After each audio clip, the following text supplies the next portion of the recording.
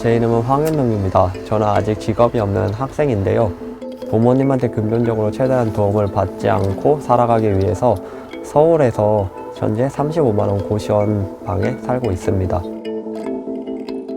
한국의 고시원은 싼 가격에 방을 빌려서 생활하는 공동 공간입니다.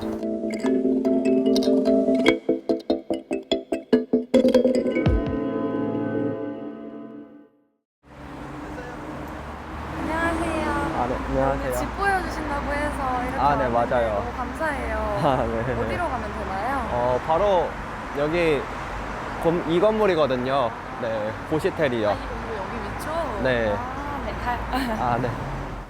네. 여기에요. 네. 더워가지고.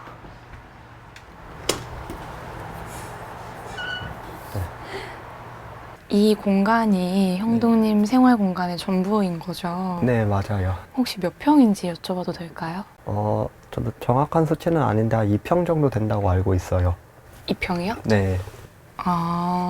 그러면 이 안에 필요한 것들이 다 들어가나요? 어떤 것들을 구비해 놓고 생활을 하세요? 일단 여기 냉장고가 있고, 그리고 여기 옷장이 있고, 그리고 위에 옷걸이가 있어서 이렇게 옷을 걸고 있고요. 그리고 여기에 책꽂이가 있어서 책이랑 이런 거 다 책꽂이에 걸 수 있고, 여기 책상에다가 보통 뭐 필요한 도구들이나 아니면 노트북이나 씻는 도구들 이런 것들을 두는 것 같아요. 근데 지금 책상 보니까 앉아서 무엇을 할 수는 없을 것 같은데 책상에서 무엇을 하세요? 앉아서? 보통 노트북을 하거나 책을 읽거나 하고 있어요. 진짜요? 실제로 한국에서 이렇게 고시원에서 생활을 하는 사람들이 얼마나 있을지가 궁금한데요. 보편화되고 있나요? 제가 처음에 고시원에 살려고 했을 때 이제 인터넷에다가 고시원이 얼마나 있나 검색을 해봤어요. 근데 서울 지역에 거의 어느 지역을 가든 고시원이 거의 있는 것 같더라고요. 지금 생활하고 계신 이 고시원에는 혹시 몇 명 정도가 거주하고 계세요? 근데 저도 이거를 정확히는 모르겠는데 이제 4층은 여성, 5층은 남성 이렇게 나눠져 있는데요. 5층 같은 경우에는 딱 방 10개 이상은 있는 것 같아요. 네, 4층도 아마 그 이상 있을 거라고 생각을 해요. 생활하시다 보면은 오다 가다 사람들 좀 마주치고 그러기도 하잖아요. 네. 보통 어떤 분들이 고시원 생활을 하는 것 같으세요? 생각보다 되게 다양한 사람들이 있어요. 네네. 그래서 저같이 학생들도 있고, 그리고 저는 몰랐는데 외국인 분들이 되게 많더라고요. 그래서 뭐 중국인 분들도 계시고, 서양 분들도 계시고, 그리고 나이가 있으신 분들도 많은 것 같아요. 한국에서 이런 고시원 생활 방식이 어떻게 해서 생겨났다고 생각을 하세요? 한국은 서울로 사람들이 되게 많이 모이는데요. 그래가지고 서울의 주거 공간은 한정되어 있고 사람들은 많다 보니까 그래서 이렇게 자연스럽게 고시원 문화가 생긴 것 같아요. 현동 씨 본인 이외에 아시는 분들 중에서도 이렇게 살고 계신 분들이 좀 있나요? 제가 아무래도 학교를 다니고 있기 때문에 주위에 자취를 하는 친구들이 많은데요. 그런데 자취를 하는 친구들 중에 대부분은 사실 고시원보다는 원룸에 살고 있는 친구들이 많고요. 원룸과 고시원의 차이점은 무엇인가요? 아무래도 원룸은 일단 이 고시원보다는 평수가 넓고요. 그리고 좀 자기만의 공간이 더 있다고 할 수 있죠. 고시원보다는. 예를 들어 저 같은 경우 고시원은 지금 공용 주방이나 공용 화장실을 사용하고 있으니까요. 근데 대신에 원룸은 보증금도 좀 많이 들고, 그리고 월세도 보통 고시원보다 비싸고, 저는 그래서 고시원에 살면은 제가 월세가 35만 원인데 딱 35만 원 한 번만 내고 다 이용을 할 수 있어요. 뭐 화장실이든 주방이든. 그 전기세, 가스비 네. 이런 거 따로 안 나오고. 그러니까 이 방에 작은 냉장고까지는 있는데 주방은 없잖아요. 약간 네. 이렇게 인덕션이라던가 네. 그런 것들은 없는데 밥은 전혀 해 드시지 못하는 건가요? 그거는 아니고요. 그 밥은 보통 부엌에 가면은 여기 방에는 지금 주방 기구나 이런 게 구비되어 있지 않지만 부엌에 인덕션이랑 전자레인지랑 밥솥이랑 뭐 취사 도구나 그런 것들이 구비가 되어 있어요. 공용으로 사용하는. 네, 공용으로 사용을 하고 있어가지고 그래서 네, 부엌에서 이용을 할 수 있어요. 냉장고 보면은 김치랑 이렇게 양념이랑 있거든요. 기본 양념이랑 김치랑 있고, 그리고 여기 뭐 식용유나 이런 뭐 설탕이나 네, 이런 음식 기본 재료들이 있고, 그리고 이쪽에 보면은 여기 밥솥이 있는데 네, 항상 거의 밥이 있어요. 그럼 보통 여기서 식사를 만들어서 해결하세요?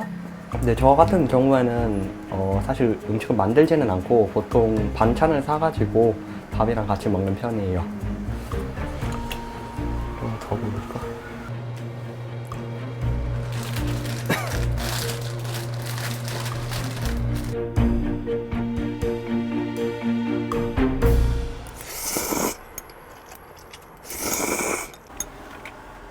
처음에 어떻게 이 공간으로 이사를 결정하게 되셨나요? 제가 원래는 학교와 원래 집을 대중교통으로 통학을 하고 다녔었어요. 그런데 제가 통학이 1시간 반이 조금 더 걸리거든요.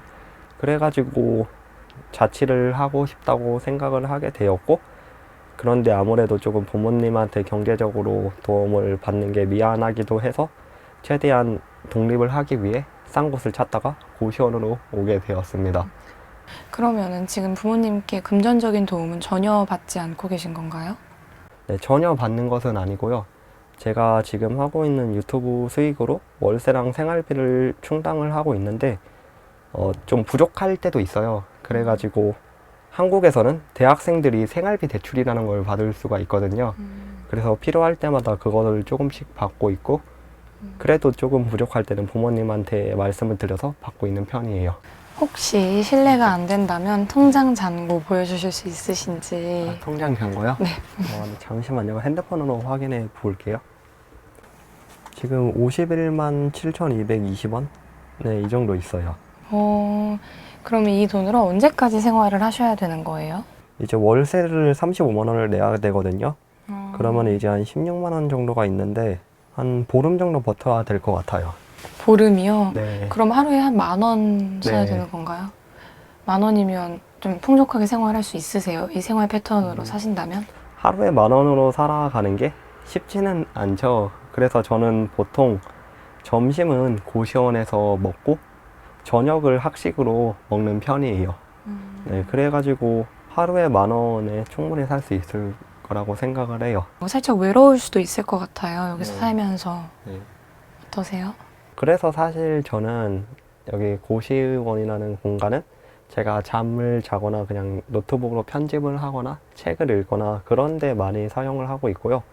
그리고 평상시에는 고시원에 있다기보다는 도서관에 가 있거나 아니면 사람들을 만나거나 그렇게 생활을 하는 것 같아요. 그러면 평소에 공부는 여기 방에서 많이 하세요? 사실 저는 방에서는 집중이 그렇게 잘 안 돼가지고 방에서 하기보다는 학교에 가서 공부를 많이 해요. 그러면 혹시 한번 같이 가볼 수 있을까요? 아, 학교요? 네네. 아, 네.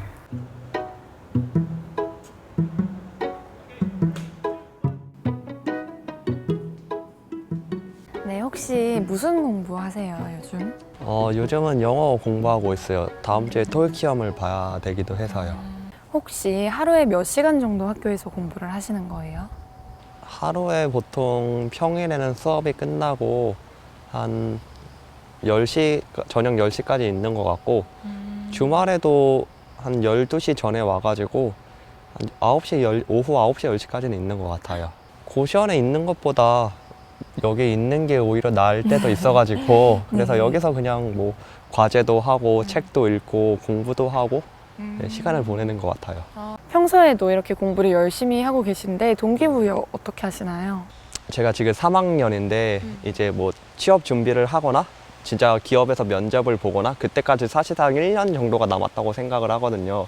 좀 흔히 말하는 스펙이나 이런 것들을 만족할 정도로 가지고 있을까? 이런 것들을 생각을 하면서 지금 현재 최선을 다하려고 노력하고 있어요. 미래를 위해서. 그러면은 기업에서 요구하는 스펙, 소위 말하는 그 스펙에는 어떤 것들이 포함이 될까요?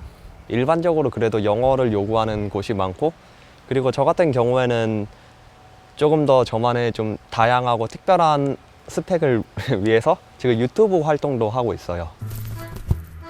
편한 옷으로 갈아입었습니다. 그래서 오늘의 이야기할 주제는 고시원의 여름은 어떨까입니다. 그러면 유튜브 활동을 하고 계시다고 언급해 주셨는데 구체적으로 어떤 활동을 하고 계신가요? 제가 지금 고시원에 살고 있잖아요. 그래서 고시원에 살면서 조금 돈을 아끼고 그리고 좀 현실적이면서도 짠한 대학생의 일상을 담고 있어요. 앞으로 고시원에서 얼마나 더 사실 예정이세요? 제가 지금 3학년 2학기인데요. 저는 아마 4학년 1학기가 끝날 때까지는 최소 살지 않을까 생각을 해요. 뭐 그 이상이 될 수도 있을 것 같기는 한데 내년 여름이나 내년 겨울쯤에 나올 것 같아요. 지금 이렇게 고시원에서 사시는 분들이 이 고시원 생활을 벗어날 가능성 얼마나 된다고 생각하세요? 저같이 학생이거나 아니면은 그런 분들 같은 경우에는 벗어날 확률이 그래도 크다고 생각을 해요. 왜냐면은 지금 돈을 벌고 있는 게 아니기 때문에 여기 살고 있는 것이니까. 네. 그런데 아무래도 어느 정도 나이가 있으신 분들 같은 경우에는 서울에 있는 집을 사기가 힘들어요. 네. 그렇다 보니까 고시원에 오래 더 살고 있지 않을까 생각을 해요. 학생으로서 본분 공부에 충실하기 위해서 편리함을 좀 포기하고 이런 선택을 하신 거잖아요. 네. 만족하세요? 지금 35만 원에 이 정도에서 살고 있다는 것은 만족을 하기는 하는데요. 근데 솔직한 마음으로는 원룸에 가고 싶다고는 생각을 하죠. 네, 원룸이 아무래도 가면은 더 편리할 것 같다고는 생각을 하는 것 같아요. 그러면 혹시 다른 사람들에게도 고시원에서 사는 걸 추천하시나요? 친구한테 추천을 할 때 그 친구가 자기가 원룸이나 고시원 중에 하나를 선택할 수 있는 입장이라면은 굳이 고시원을 추천할 것 같지는 않아요. 아무래도 원룸이 편하긴 하죠. 네, 가격대가 좀 있긴 하지만. 취업 준비를 한다고 말씀해 주셨는데 얼마나 어려운가요? 한국에서 취업하는 것.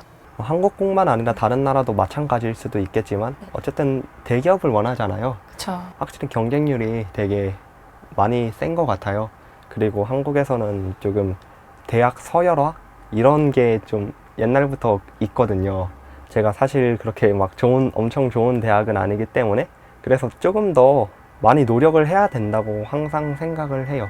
그래서 지금 뭐 영어 공부도 하고 있고 유튜브 활동도 하고 있고 지금 나름대로 열심히 한다고는 하는데 사실 아직도 걱정은 많이 돼요. 제가 취업을 잘 할 수 있을까? 이거에 대한 걱정은 아직도 많은 것 같아요.